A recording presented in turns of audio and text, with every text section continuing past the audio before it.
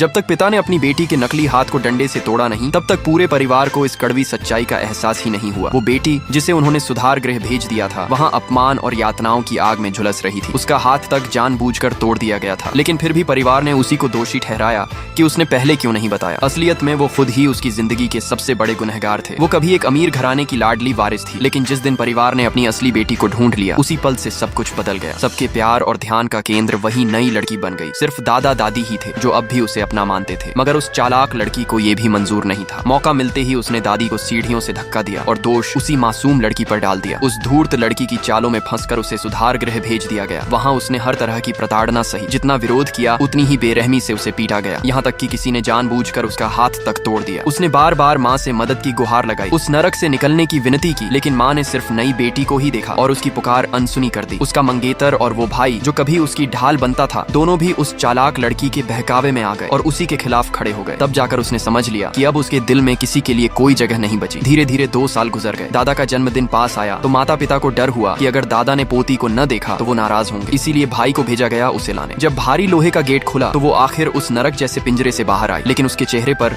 जरा भी खुशी नहीं थी। भाई को लगा कि वो दौड़कर उसकी बाहों में समा जाएगी और 2 साल का दर्द रोते हुए बताएगी, लेकिन इसके बजाय उसने उसे ठंडी निगाहों से देखा और उसे यंग मास्टर कहकर पुकारा। भाई ने सोचा वो नाटक कर रही है। गुस्से में उसने उसे गाड़ी से उतार दिया और पीछे मुड़कर भी नहीं देखा। वो अकेली बारिश से धूप तक का लंबा रास्ता पैदल तय कर घर पहुंची। नौकरानी ने जैसे ही उसे देखा, तुरंत परिवार को खबर दी। माँ ने बेटी की हालत देखी तो उनके दिल में अपराध बोध जग उठा, लेकिन जब वो उसे गले लगाने बढ़ी तो लड़की ने सहज रूप से उन्हें धक्का दे दिया। लोगों ने तुरंत उसे ही बुरा भला कहना शुरू कर दिया। पिता इतने भड़क गए कि उसे थप्पड़ जड़ दिया, लेकिन इस बार उसने कोई विरोध नहीं किया, क्योंकि वो सालों से सब सहती आई थी। वो तो बस दादा से मिलने लौटी थी। अब सवाल ये है, जब उसके मंगेतर और भाई तक उसे छोड़ चुके हैं, तो क्या दादा उसके लिए कुछ करेंगे? जानने के लिए देखना मत भूलना पार्ट 2। चैनल को अभी सब्सक्राइब करो और कमेंट में लिखो नकली हाथ, ताकि हमें पता चले कि तुमने ये कहानी यहीं तक देखी है।